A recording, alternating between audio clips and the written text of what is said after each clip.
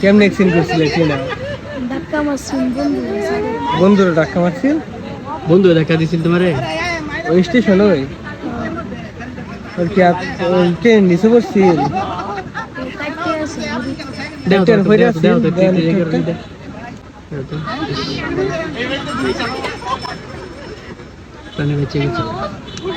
সবসময় দিলে থাকো কই তোমার মানে মানুষ গেলে কোনো পাবো বেশি? স্টেশন 5 নম্বরে সিঙ্গারার দোকান। 5 নম্বরের দিকে সিঙ্গারার দোকান আছে না? তোমার নাম কি? ইব্রাহিম। ইব্রাহিম।